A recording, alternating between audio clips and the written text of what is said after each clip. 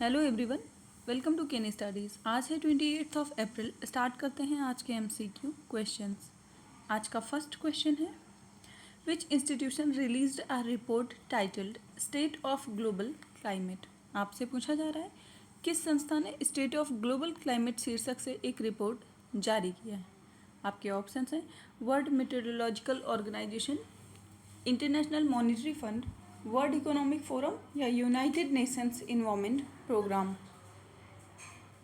और इस क्वेश्चन में आपका करेक्ट ऑप्शन हो जाएगा option A, World Meteorological Organization के द्वारा State of Global Climate report जारी किया जाता है। So according to the WMO State of Global Climate report, the unprecedented heat in Europe in 2022 resulted in several countries experiencing record-breaking temperature, and this contributed to death of at least 15,000 individuals, which is more than any other single stream climate event. WMO की बात करें तो ये एक specialized agency है under the United Nations which is responsible for promoting international cooperation on atmospheric science, climatology, hydrology and Jio physics.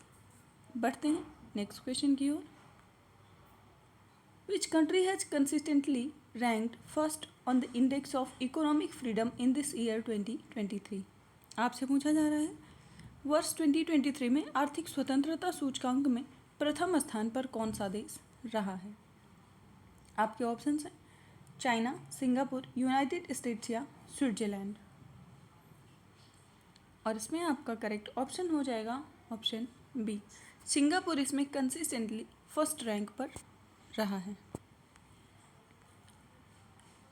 So Singapore ने इसमें अपनी प्रथम स्थान हासिल की है with score of 89.4 and the 2023 Index of economic Freedom gave India a total score of 52.9 out of 100 which translates to a 52.9% performance on the index, and the India's total score in 2023 index is its lowest in the 6th year.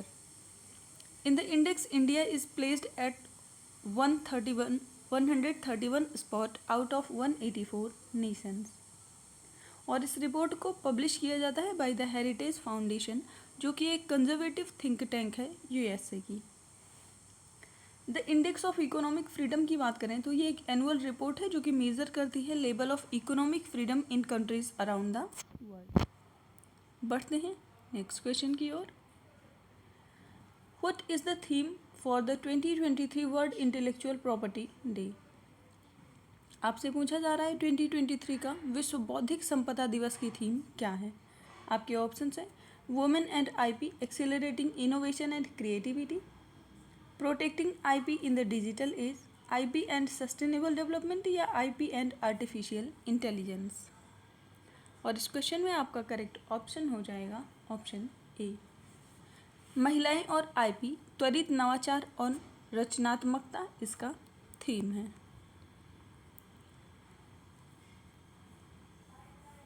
World intellectual property day की बात करें तो इसको observe किया जाता है annually on 26 April every year, and the event was established by the World Intellectual Property Organization in 2000 to raise awareness of how patents, copyright, trademark and designs impact on daily life, and also to celebrate creativity and the contribution made by creators and innovators to the development of economies and societies across the globe.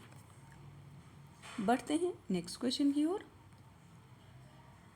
The 6th edition of Advantage Healthcare India was organized in which city? आपसे पूछा जा रहा है advantage health care India का छठा संस्करण किस शहर में आयोजित किया गया। आपके ऑप्शंस हैं जयपुर, हैदराबाद, कानपुर या न्यू दिल्ली। और इस क्वेश्चन में आपका करेक्ट ऑप्शन हो जाएगा ऑप्शन डी, न्यू दिल्ली में इसका आयोजन किया गया है। ये एक 2-day समिट था जिसको ऑर्गेनाइज किया गया था by the health ministry from 26 and 27 April in new Delhi.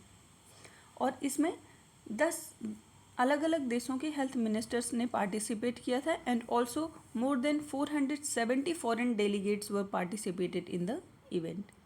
इसके साथ ही भारतीय स्वास्थ्य मंत्री डॉक्टर मनसुख मांडविया, सिक्किम के मुख्यमंत्री प्रेम सिंह तमांग और त्रिपुरा के मुख्यमंत्री डॉक्टर मनिक साहा भी इसमें उपस्थित रहे। And during the event 100 memorandums of understanding were signed by the stakeholders. इसके अलावा ये इवेंट इंक्लूड करता है an exhibition, B2B meetings, a 2-day conference on medical values travel, hospital visits, wellness pavilion and dedicated startup pavilions. बढ़ते हैं next question की ओर। Which of the following CPSUs has won global gold award by the green organization. आपसे पूछा जा रहा है निम्नलिखित में से किस केंद्रीय सार्वजनिक क्षेत्र के उपक्रम ने द ग्रीन ऑर्गेनाइजेशन द्वारा ग्लोबल गोल्ड अवार्ड जीता है। आपके ऑप्शंस हैं power grid corporation of India limited, Bharat heavy electrical limited, Bharat petroleum corporation limited या gas authority of India limited. और इसमें आपका करेक्ट ऑप्शन हो जाएगा option A, power grid corporation of India limited ने ग्लोबल गोल्ड अवार्ड जीता है। CPSUs की बात करें तो उसका फुल फॉर्म होता है सेंट्रल पब्लिक सेक्टर अंडरटेकिंग।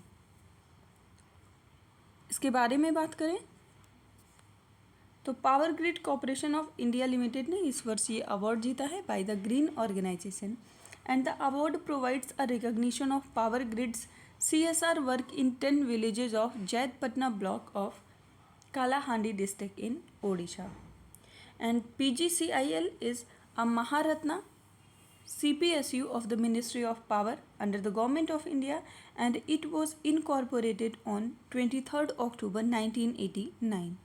इसके हेडक्वार्टर की बात करें तो इसका हेडक्वार्टर गुड़गांव में है। बढ़ते हैं नेक्स्ट क्वेश्चन की ओर।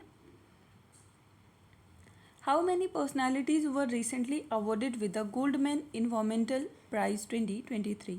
आपसे पूछा जा रहा है हाल ही में कितनी हस्तियों को गोल्डमैन पर्यावरण पुरस्कार से सम्मानित किया गया है। आपके ऑप्शंस हैं 4, 5, 6 या 9 और आपका करेक्ट ऑप्शन हो जाएगा ऑप्शन सी। इस वर्ष 6 लोगों को ये अवार्ड दिया गया है। So winners of Goldman environmental prize 2023 were announced at the war memorial opera house in San Francisco, United States of America. और 2023 मार्क करता है 34th anniversary of Goldman environmental prize का, which honours one grass root activist from each of the 6 inhabited continents. The award is also known as the green Nobel prize. बढ़ते हैं next question की ओर। The global nutrition report is published by which of the following. आपसे पूछा जा रहा है वैश्विक पोषण रिपोर्ट निम्नलिखित में से किसके द्वारा प्रकाशित की जाती है। आपके ऑप्शंस हैं World Health Organization, United Nations, Oxfam International या UNDP।